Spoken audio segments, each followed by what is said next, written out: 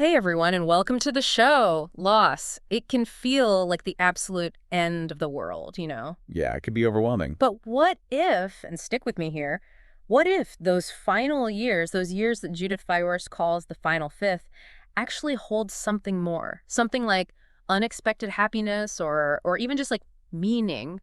It's a really interesting idea, Yeah. right? And it's something that Judith Viorst explores in her book, Making the Best of What's Left. Yeah. It's not your typical self-help book. No, at all. It's more like a blend of memoir and insightful reflection. It's Viorst's very personal journey as she navigates, getting older, dealing with loss, and really trying to find purpose later in life. Exactly. And it's all set against this backdrop of life beyond 80 after losing Milton, her husband of, wow, over 60 years. Yeah. She doesn't sugarcoat anything either. She's Mhm. really open about the physical and mental changes, the whole process of figuring out new living arrangements, even that deep ache of loss that lingers. Right. But it's also about, those unexpected moments of joy, the connections that still matter so much, and even thinking about what kind of legacy we leave behind. It is. And I think what really struck me, and what I think will probably strike a lot of you listening, is just how incredibly raw and honest Viorst is throughout the whole book. Yes, absolutely. I mean, she doesn't try to make the challenges of aging or the pain of grief any prettier than they are. She just lays it all out there. The vulnerabilities, the aches, even that feeling, and she describes it so well, of sometimes becoming invisible. Yeah, she nails it. And for me, what I really connected with and maybe even chuckled at a few times was the humor she finds. Even when she's talking about these really serious topics, Yes. it keeps everything feeling so human, so grounded. Like she has this incredible ability to find the light even when things feel pretty heavy. I agree. That humor is so important, so crucial for making these realities approachable. And I think it's one of the real strengths of her writing. Another thing that really stood out to me was how she explores finding new meaning and connection in later life. Yeah, that was fascinating. It's like she's challenging this very idea that growth and joy are only meant for younger people. Right, exactly. Like she's saying, hey, even with these huge changes, there's still so much potential here. Right. Now, it's not all sunshine and rainbows, which I don't think anyone would expect given the subject matter. There were definitely moments where the overall tone felt a little, I don't know, melancholic, Hmm. which, is understandable, but it might feel a little heavy for some readers. Yeah, that's a good point. The emotional depth is definitely there, and it can be a lot to take in at times. And I think it's also worth mentioning that her experiences are largely, coming from that comfortable middle-class perspective. So while the emotions she describes are often universal, the the specifics of how she navigates certain situations might not resonate with everyone's experience. You're absolutely right. It definitely reflects a particular socioeconomic lens. Yeah. And that shapes some of the narratives around things like, living situations and access to resources. But, overall, I found making the best of what's left incredibly insightful and honestly really moving. I'd give it a solid 4 out of 5 stars. I think that's a fair rating. It's a, Yeah. a really valuable and often very poignant look at a stage of life that we don't always talk about openly. Okay, so let's dive into some of what Viorst explores in the book. One of the first things that really hits you is this profound sense of change that she and her friends are experiencing.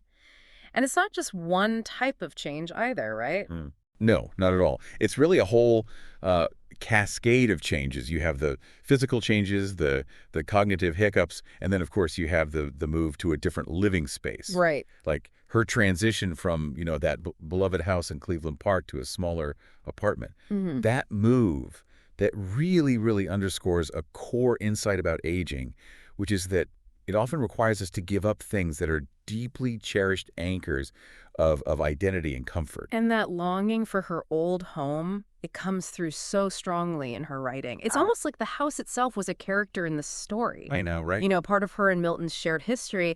And that line where she says, I plan to die here, it stays with you.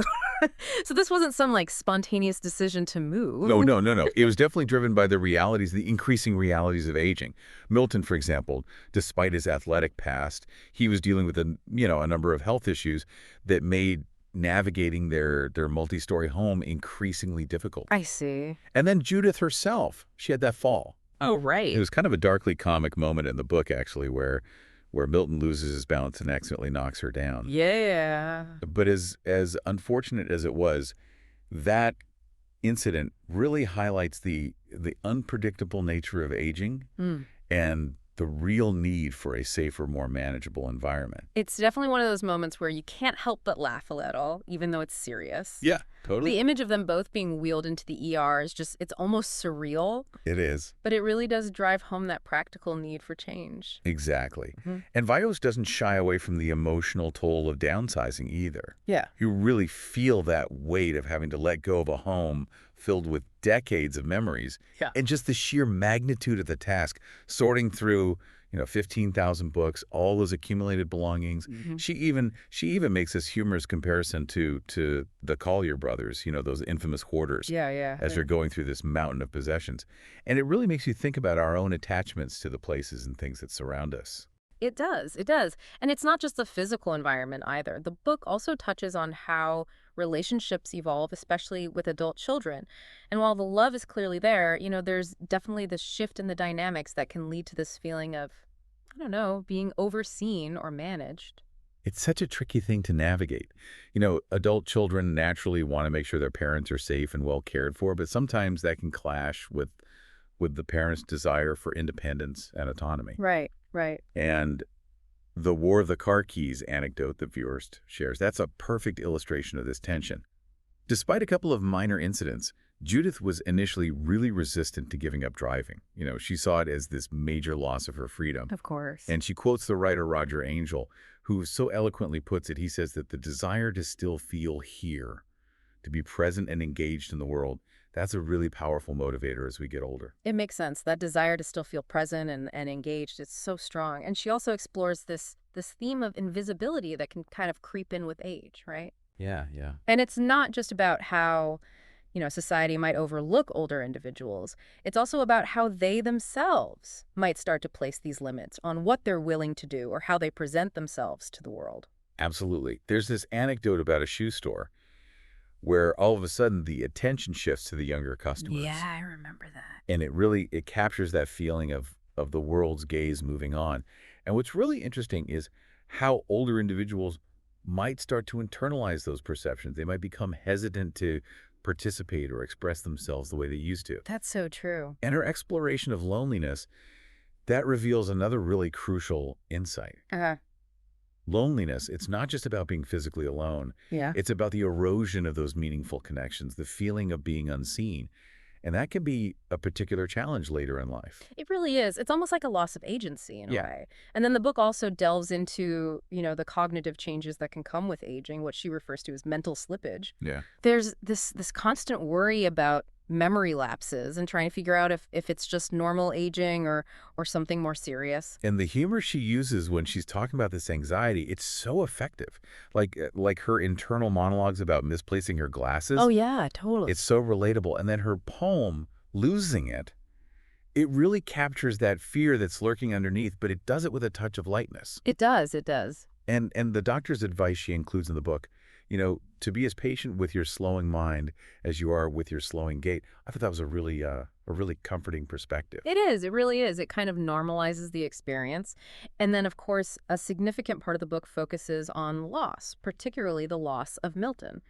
Her experience of widowhood is so deeply intertwined with everything else she's going through. It is. And the poem, A Valentine for the Extremely Married, the one she wrote for Milton and includes in the book, it really sets the stage for their relationship. Yeah, I love that poem. It's an incredibly honest portrayal of a long marriage, acknowledging both the deep love and the inevitable frustrations that come with sharing a life for so long. Right. And then to suddenly be living in that shared home without him, without that partner of over 6 decades. Right. The book really goes into the profoundness of that absence and how the space itself just doesn't feel the same anymore. She talks about counting the dead instead of counting sheep as a way of remembering and honoring those she's lost, especially Milton. It's this whole process of love and regret and remembrance all kind of tangled up together. Yeah. And she also touches on those moments of medical thinking that can come with grief, Totally. That sense of disbelief and almost clinging to remnants of the person who's gone. Yeah, it's so powerful. And the book also examines how widowhood can affect social connections. Right. She talks about a friend of hers who found herself really isolated after her husband passed away, Mm. which highlights how some social circles are built around couples. But then she offers this contrasting and really inspiring story of 90-year-old Sally, Oh, yes. who she actively rebuilt her life after her husband died, Yeah. embracing new activities and forming new friendships. And it shows that it's possible, even after such a profound loss, it's possible to move forward and even flourish. It really is. Sally's story is so encouraging. And Virus also talks about how the experience of widowhood can be different for men, Yeah. noting that they often find new partners more quickly. But beyond that, another key theme she explores is this idea of making meaning in that final fifth of life. Yeah. How do people find purpose and satisfaction in their later years? Yeah, whether it's through continuing with passions they've always had, trying new things, or even just, finding contentment in a quieter, maybe less demanding existence. You're right. She Yeah. gives examples like Alan, who's still composing music at 99, and Judy R., who finds so much joy in this simpler life after a really busy career. I love that. And these examples really illustrate that there's no one right way to find meaning. It's different for everyone. Mm. And she also acknowledges that as we get older, our awareness of loss grows. Yeah. Our mental photograph, as she puts it, becomes more and more filled with those who are no longer with us. It does. It does.